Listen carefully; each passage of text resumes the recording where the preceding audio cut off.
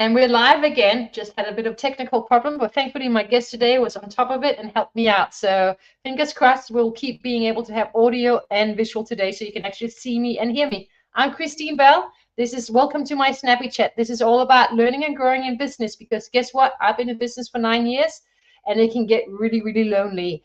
And the best thing I believe we can do is to come together as small business owners because we can all learn and grow together. We all usually go through many of the same challenges and we can all learn together. And guess what? It's a lot more fun when we're not all alone and we have other people that we can talk to, get to know, and learn and grow with. So with this in mind, hello, Melissa. So glad you could make it here. With this in mind, I want to bring on my guest today, Peter. I met Peter in Sydney, I think about a year and a half ago. He's amazing. He's in sales, and he's taught me a lot about sales, and hopefully we'll talk about that tonight as well. So let's bring on Peter with no further ado. Hello, Peter. How are you? Hey, very well. Yourself? I'm great. Thank you so much. We already got one guest on, Melissa, so thank you for tuning in. Tell us a little bit more about yourself, please. For sure. I'll definitely jump into that. I just want to call out because people always ask the question, what's that in your background? It is egg cartons. I'm in a co-working space, little calling booth, and they use this as eco-friendly soundproofing. So hopefully that helps out with the call today. So hope that answers anybody's questions as everybody's kind of tuning in here for today. It looks good, though. It actually looks really artistic, doesn't it? We got Jackie Olmsted on here. She's an artist as well. What do you think, Jackie, about the background of the egg with cartons? So thank you. Tell us a little bit more, Peter. Pete. Do you want to be Pete or Peter? Pete works for me. Yeah. I've gone as far as making it Pete on my my email address, so it's official now. Not what my mother called me, when I was young, and the full name sort of thing. But anyway, no, very good. Thanks for having me, Christine, and look, welcome along to everybody who's come along here today. Little bit about me and my background. So I started out in business actually by complete accident. I was going really serious with tennis when I was in high school, trying to play on the professional junior tour. Wow. Ended up going homeschooled, and it's a really, really expensive sport. It's particularly with all the travel that's involved and things like that. And that's what led to me going, well, I was selling raffle tickets and chocolates and all sorts of things to raise money. And I thought, well, why not start a business? Let's see what we can do here, right? So that's how I got started at quite a young age. And that business was really a learning experience. I didn't make huge amounts of money, but hey, for a teenager, it was good to kind of put all the pieces together and see how this thing kind of worked. From there, I went and raised a. You started sales at a really young age, hey? What year did you start selling? Well, I mean, I was selling raffle tickets and chocolates from about year 7. So what does that make me? About 12 or 13 or something. But the business started when I was about 16. Things started getting serious when I was around sort of 19, when I went and raised a bunch of investment money, started an app company with a co-founder, and went really hard for a few years and learned lots of things. Obviously, all those sales skills were kind of coming through, but really where I went deep on sales was the business I joined after that. I was the first sales hire to a founder who'd built some pretty cool software, only had about $1,000 in revenue. So, depends what you think as to whether that's really a business yet or not. But he had a product, right? And my challenge coming into it was, how do we actually take this to market? How do we find product market fit? How do we get our initial sales? Are we selling to small businesses? Are we selling to enterprise? What does that whole journey look like, right? And luckily we'd raised enough money to give me the time to go through those learnings, because I was good at sales, but I wasn't deep in enterprise sales and really understanding how organizations make decisions and the difference for that versus selling to consumers, right? Because there is differences, right? Yes, we're all people buying, but when you've got 15 stakeholders you need to get to approve, a decision versus like, hey, this feels good, I'll go for it, right? It's a very different sales process, right? And so I learned that, and we sold into Combank, we sold into AMP, and I learned all of the things that can go right and go wrong when you're building a sales function from scratch. I love that. Yeah. I love that. And you got to start somewhere. Yeah. We all got to start somewhere with sales, and it's usually selling one thing, and then we sell another thing and another thing. So I love that. I'm just going to call out all the people here. We got Tommy, Claudia, Mike, Randy, Melissa, Claudia again, Needy, I hope I pronounced that correctly, Jackie. Gosh, we've got a lot of people. Thank you for being here today. I really appreciate it. I love it. It's full house. So if you see me sometimes looking that, it's not that I'm not listening. So I really appreciate that. And what a learning in terms of learning sales from the ground up. Yeah, because of, first wanting to be a professional tennis player. And wow, that would have been amazing to try that out. And no doubt it's very expensive. I'm a horse rider, and that is definitely very expensive. Yeah. But I guess once you get to a certain level, it gets even more expensive. So I appreciate that. Now, we probably will come back to sales because I bet it has something to do with the challenge you probably faced yourself. Because the one thing I've learned in business in 9 years, especially with the small business owners, is number one issue, sales. Yeah. So tell me about a little bit more. Maybe that was not your challenge. What was one of your big challenges in business, building your business from literally, from very much young age, basically? Yeah, no, 100%. Look, I've been through quite a few challenges and lots of learnings and things, but I do think it's relevant to keep the sales kind of theme on topic for today. So one of the big challenges I had with sales was I was good with people. I'd raised capital before. I'd sold in every business I'd been involved in before, but I wasn't quite cracking it when it came to selling business to business, right? And I had a decent background in it. And I actually thought I was quite good until I got a sales coach who had spent, 20, 30 years in enterprise sales, deeply understood what it takes to take a salesperson to the next level, deeply understood the realities of the buying process when you're selling to a business, whether that's, small, mid-market or right up the top of enterprise. And yeah, I just kept kind of doing what I thought was right, which was doing as many product demos as I could, right? That was a metric that we set for me, and I was doing about four demos a day at one point, right? And I thought I was killing it, right? I thought that was the goal, right? Get the product in front of as many people as possible, right? And you were doing what you were told, what you thought you needed to do, and you're doing lots of that, yeah, but not selling necessarily, yeah. Right. Well, I was selling, right? But how effective was I selling, right? You've only got so many hours of, in your day as a salesperson, as a founder, and you've got to be, choosy with them and try and get the most ROI out of your time, right? Because you don't want to be working double the time and getting half the output, which was what was happening at that point. That minute, this is probably one of the things that I've been trying to work through, is this thing where I get people in, they want a sales call, but then I'm suddenly on the phone how many times a day, and it's usually not right after each other, which means that it's literally cutting into my time in a place where I don't actually get to do anything else, because then I have half an hour free. But what do you get to do in half an hour that you can concentrate on? Not much, yeah? So it's exactly that, and I'm still working this out. So tell me, where did we go from this? Where did you go from there? Yeah, so what happened was I had a mentor who really came in and challenged me and said, like, stop focusing on the product, right? I was like, what do you mean? Like, that's what we're selling. We're selling the product. We've got to tell them all about the product. And I was like, and he said to me, I'm going to put something frank to you, right? Nobody wants to buy your product. They don't actually want your product. What they want is the result that your product can bring them, potentially, right? I was like, right, well, that makes sense. So he was like, let's focus on the problems that this product can potentially solve, start getting messaging specifically around that, and start having conversations all around the problem.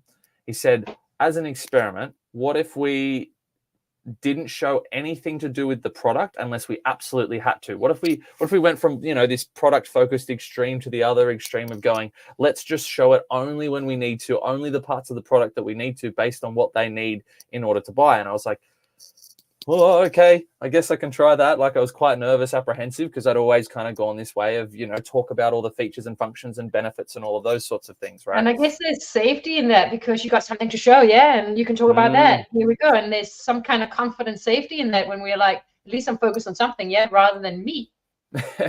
Yeah. And so we went down this path of experimentation, right? I gave it a crack, and I had that support. And this is I just want to call out, right? Because I've been to lots of sales trainings, right? I've been to stuff from Jordan Belfort, the Wolf of Wall Street. I've been to all sorts of different sales trainers and courses and coaches and workshops over the years, right?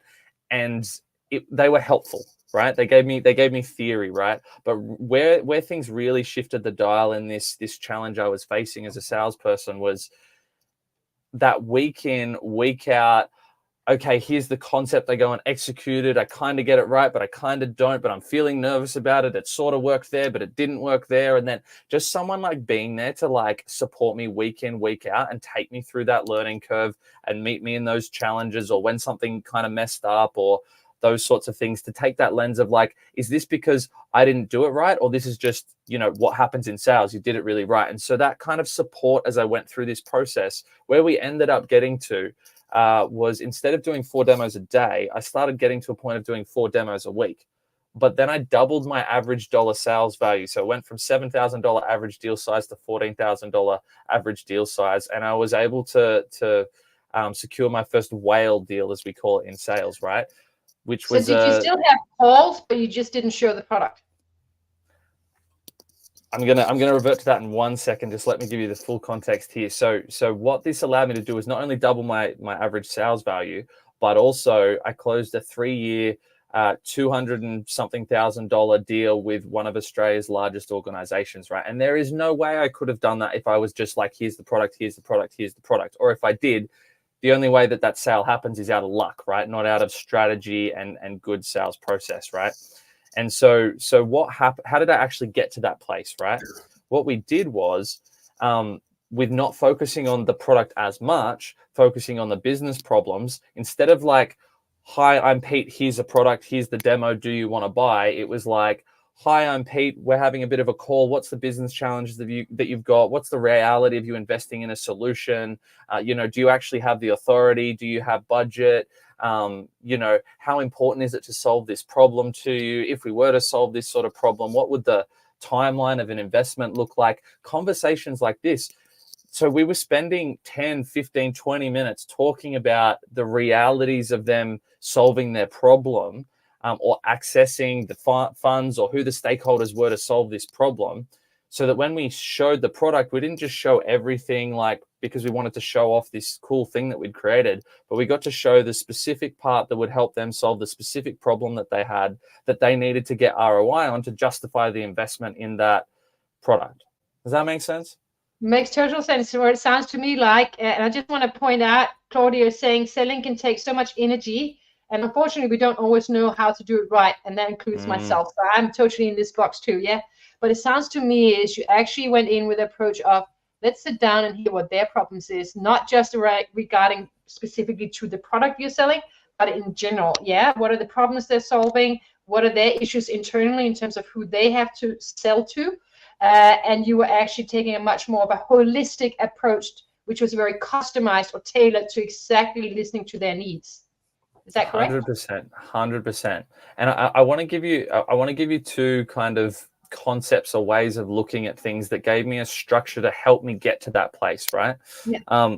The first is, and this is what that sales mentor sort of said to me, right? Stop running people through your sales process. I was like, what do you mean? I'm a salesperson. I'm supposed to hit my number and my target and blah, blah, blah. And our sales process, they go through these steps and then they buy, right? It's that normal, you know, funnel strategy type thing, right? Yeah. And structure is really helpful. And I'll give you a piece of structure that I used there as well in a moment.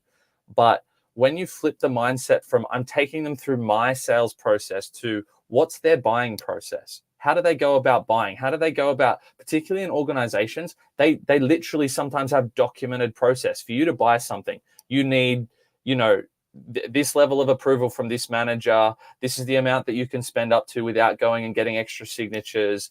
You need to go through procurement and set them up as a supplier. Legal needs to check off and sign off the deal. Now, B2B sales aren't always this complex, right? This is what happens when you're selling at the enterprise level of town. But the core thing here was the mindset shift from I'm taking someone through my sales process to how do they buy, right? And listening to how they buy and what that process is like for them. Now, if it didn't work for us, of course, I could have walked away. And that's a whole other concept, right? About knowing when to walk away from a sale and those types of things. But when you take it from their lens, all of a sudden you're an empathetic kind of coach, consultant, advisor, someone trying to see if you can solve business problems for them versus a pushy, icky, possibly over the top salesperson. Makes total sense. I got a couple of questions here that I can learn from as well. So does these meetings takes a bit longer because you just need time to have these conversations, but in the end they'll be more effective? So you don't have to, oh, I got to get it done on the clock, yeah? Like I got to get how many calls in versus, and also I'm assuming this also for small businesses, it's still the same deal, yeah? It doesn't matter whether you're selling to someone who actually got a lot more complex internally because they got to go through other stakeholders, which makes it hard. In some ways, I assume it's actually, we can use the same analogy and use it for small business without all the complications of other stakeholders, yeah? 100%, 100%. It's the core thing that I'm saying there, right? And this mindset is prevalent to any level of sale when you're selling B2B, right? Is like get in their lens of things, right? So a closing question I like to ask, and guys, like write this down, take a note of this, like put it into practice. It's really, really helpful. You've shown the demonstration, you've talked about what you do, they've kind of shown interest. What's the process look like for you from where we're at now to actually making a decision to go ahead or not? To signing a contract, to sending us a purchase order, to transferring through money, saying that you're into this deal, right? What's the process for you look like? Now, it's really interesting. With small business owners, I've had everything from like, oh, I'm good, like, let's go ahead right now, to I don't make any decisions on the spot. I go and meditate on it for a week, to I've got to go and talk to my business partner, my wife, my husband, my whatever, through to I don't have to go and get approval from my manager, but anything over this amount of dollar value, I go and check in with them, right? Yeah, so I'm aware of that when I work with big businesses. Is I'm well aware of where they suddenly need big approval, or it has to come out of a different company to pay. They have around 10,000, 15,000. There's a difference that happens there. 100%. Oh, there's all sorts of, there's all sorts of spending limits, for approvals, and it starts off at I can only spend this, or I can spend up to this, and then I can spend up to that as you go up the chain, and then you get to a certain point, and they're like, over this dollar value, it has to go to tender, whether it's closed tender or open tender. Anyway, it's a whole thing. We don't have time to get into that today, but there is one other thing that I really do want to call out in what I've talked about with understanding what's going on in their buying process for them. How do you balance that with the things that you need to know as to whether it's worthwhile you investing time, and the reality of forecasting whether or not this is a sale that will close for you? There's lots of levels to this, but I'm going to give you guys the most simple form so you can take away something today and use it straight away in your business, right? It's an acronym called BANT. You can Google it. There's plenty of stuff out there. It's not my, IP or anything. It's a generally sort of available. BANT, BANT, right? So what that stands for is, what's the budget, right? Basically, do they even have a budget for this problem that they're trying to solve, right? Are they prepared to spend money? Have they got budget available, right? Because if they don't, they're probably window shopping, educating, themselves to maybe buy at some point way down the future, right? It's really important to figure that out. Then there's authority. Do they actually have the authority to spend the money, right? They might be the business owner, but maybe they've got a board of investors, and because of the dollar size of the deal, they have to go to their board to get approval to actually spend the money. Or they don't make, the decision without their partner's input, or whatever it is, right? Who's got the authority? Do they actually have the authority? What's the need, right? This is the big thing I was talking about with the problem thing. Do they actually have a now? So now we got the N, BAN. Yeah, N for need. You need, yeah. I'm writing it down in the comments. Very cool. Thank you. What's the need? Like, what business problem are we solving versus like, hey, I've got this cool thing, or this thing that, sounds really good, but like, is it actually moving the dial for you? The thing about business to business selling is it's normally much more ROI driven than emotional indulgence driven, which is an angle that you can sell in consumer sales, right? Because at the end of the day, it's like, they need to get ROI out of it. It needs to achieve something at some point, even if it's not super directly tangible. So BAN, we've got that covered. T is for timing, right? And this is why I shared that closing question. What does the process look like from where we're at right now to you deciding to go ahead, right? Now they tell you the process. Oh, okay. So based on that, my guess is that'd probably be around 2 weeks, a month, 3 months. What? Yeah, right.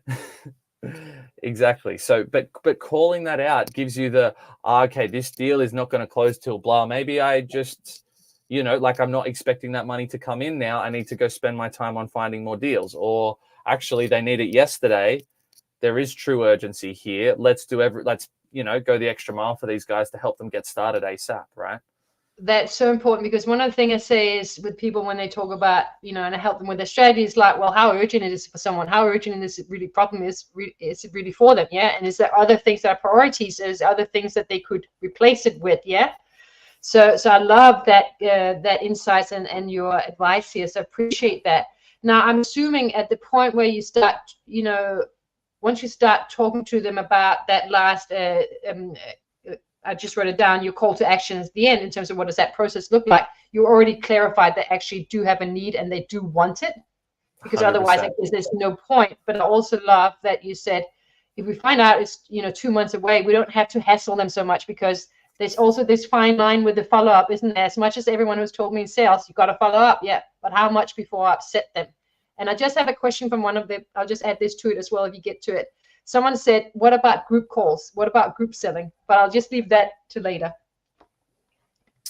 Sorry, would you like me to answer the group selling question, or what was the other question? What did I just say? I can't remember what I just said. Let's go with the group one. Oh, good. Come back to that. I think I was talking about follow-up. It was following. How much do you follow up? Yeah. How much do you follow up? Yeah.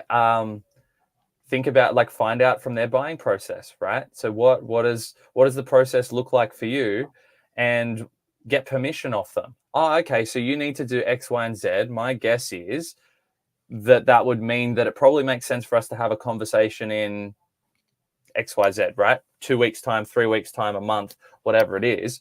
How about we pencil some time in the calendar for then? What if I give you a call then, right? Then they've given you permission for when your follow-up makes sense. So it's not like, hey, I'm just like bugging you. It's like, okay, cool. They've given you the permission, right? So if they get annoyed at you, it's kind of on them for giving you bad, direction, right? If they do give you the, oh, I'll get back to you, like, oh, I'm not sure, they're all vague about it, right? That's an orangey red flag. That's like, okay, maybe these guys aren't serious about it, right? And so if you feel confident enough and you've got enough rapport, you can really ask, hey, okay, like, I totally hear you, like, get back to us when that makes sense. Just want to check, like, is this something that you guys are, like, super serious about, or does that mean that, like, there's subtleties to that, right? So you don't have to go and execute that, but it's a good piece of information that's like, actually, maybe they don't know how to buy. Actually, maybe they don't have the budget. Maybe they're just window shopping and getting another quote because they have to get 3 quotes, right? If they're getting tentative around these important questions, you expecting the revenue to come through, probably your expectations should be lowered, and you shouldn't be relying on that revenue, right? Which helps us with forecasting and all of those things. And not get so upset when it doesn't work, yeah? Because, like, it was already there. The writing was on the wall. You just refused to look at it, yeah? Of course, because you wanted to be optimistic, and, like, you're in sales, you're a founder of a business, that sort of thing. And that optimism is great. But really good salespeople have the innate optimism, but also don't ignore the writing on the wall, Yeah. So they focus their times elsewhere instead of keep focusing on something. All right, 2 more questions, because people are loving this conversation. It's really valuable. They're saying it's really educational and fun. So I appreciate you, Pete. Not Peter, I'm not your mother. Pete, your group call, can we do group selling? That's my one question. How do we do group selling? Yeah, because I do, like, my free classes. So, yes, I'm not in the one-on-one at that point, but you kind of want to warm them up or get them excited. Yeah. And 2, I want to hear the final question I have for you before we finish in the next few minutes is, how do you feel about these unsolicited, I'm sure you get it on LinkedIn too, all these unsolicited emails with sales straight at you? Yeah. Great couple of questions. So group selling, I think it really depends on the nuances of the dynamics, right? And how you're setting up. Like, this is your sales process thing rather than their buying process thing, right? So let's be cognizant of that and check in if that type of selling actually works for our ideal target market, right? Great point. Good point. Group selling per se, like a webinar style or that type of thing, I look at that more as educational, right? Yeah. Like, we're warming people up, and there's a fine line between sales and marketing, and it's a whole thing I could go into, right? But I see it as education mostly in my stuff. It's educating them so they get interested in what I do and actually realize what I do. Yeah. Perfect, right? And to me, that's marketing, right? Yeah. Sales is when you've found someone who's got the means and the need to buy now, and you're going hunting for them, right? Sniper hunting, right? Yeah. Whereas marketing is much more, all those people who don't realize they need what you've got, are you taking them on a journey, that type of thing, and educating, right? And what you're doing with marketing is trying to turn someone from a marketing qualified lead into a sales qualified lead. So you need a way for them to kind of put their hand up, opt in. Okay, I noticed that you seemed really interested in this workshop. Should we have a one-on-one call? Do you know what I mean? Like unless you're doing stage selling or that's your model of selling, but in B2B sales, particularly with higher dollar value, like there is a lot of benefit in that one-to-one selling, customizing your solution, and that type of thing. So that makes sense. I'm glad that's what I actually do. I have my free where I educate, and then I invite people to a free assessment, strategy assessment, which is kind of like give them some advice. And if they want, then I'll share what I do and what it's all about. Yeah. Yeah. Perfect. Anyway, that is a whole other. We gotta go because I know I have to speak to you for an hour. Everyone would be interested in that too. We might have to do a special sales hour at some point. Very quickly, how do you feel about these unsolicited emails that we all get on LinkedIn? I think it's really interesting, right? Because they obviously work to some degree. Otherwise, the sales space wouldn't do it. Now, they certainly don't work as well as most people who are doing them think that they will, right? And it's en masse and there's more technology and blah, blah, blah, right? I love being sold to if somebody's actually done their research. If somebody's actually got something that can solve a specific problem that I have, I love being sold to. And you know what? Most people either don't mind it or actually kind of appreciate it. But you've got to do it contextually, right? I get these calls all the time, and I'm sure most of the people on here get them as well, from people trying to sell you electricity or sell you some internet thing or whatever. And it's like, it's just a generic mass call, mass like approach. They haven't gone and done any research. They haven't figured out that you're in the target market or not. They don't listen to what you've got to say if you do respond to them. But every now and then, I get something that's like, hey, Pete, I noticed that you're this type of business. I imagine you got these type of problems. I've got experience in solving that specific problem. Is that worth a conversation? Right? And it's like, oh, okay, maybe it is, right? And if it's not, and they're kind of close, I'll be like, actually, ping me in 6 months. Or like, they've got to have a way of going, this is actually for you, not just like mass spray and pray, you know, outreach sales stuff. Anyway, that whole thing is a really, it's a whole space. It happens all the time. But I have actually bought stuff of those types of interactions when someone actually speaks to the problem, the challenge that I've got, and has got really specific about it. So if you're going to do any of that stuff, please get specific, do that little bit of research, make it personalized. Don't be pushy about it. Just be like, hey, does this make sense to have a conversation in solving this challenge for you, right? Like, they say, no worries, leave them alone, right? They're like, you know what, actually, that's kind of interesting, then have a chat. You know, it's not this pushy, you know, get your volume up to a bazillion, you know, type of thing, talking about your product, right? Talk about their problem, you know, talk about the problem and the way that you can move the dial on that for them. Focus on them. Yeah, focus on what they're going through. Yeah, that's where we're helping them. We're not just helping ourselves. Well, we are, 100%. But focus on them. Yeah. Thank you so much. We're running out of time, so we're going to finish now. Now, just tell us, do you got anything in terms of how can people reach out to you? Anything that's coming up that you want to share? Anything you can put in the comments afterwards as well. And thank you for everyone who's still here. There's a lot of people still here, so thank you. Very cool. Very cool.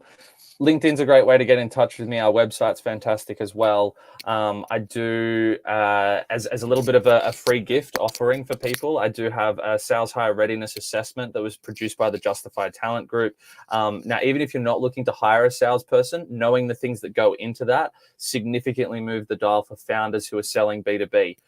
So if you're interested in that, it's a free 5-minute scorecard test. I do debriefs of that as my kind of sales process, if you will, but also to add value to people so they can really get something and be specific on how they can move the dial in their sales function, make more revenue, and potentially get to the point where either them or others in their team are doing more sales and you're building a sales function from the ground up. That's my passion. I love it. And if I can help anybody with that, feel free to reach out.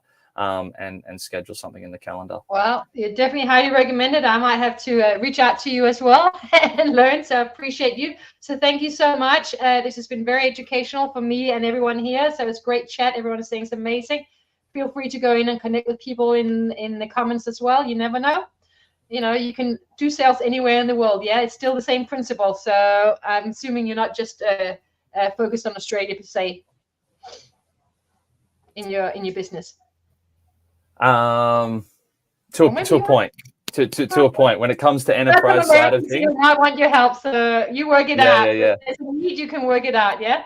Totally. Come say hi. Let's have a chat, and let's see. It depends on the type of sale. Anyway, I think we've run out of time. But look, Christine, this has been super fun. Thanks everyone for coming along. I hope it was helpful. If you got any feedback, you want to reach out and get some thoughts, feel free to do so.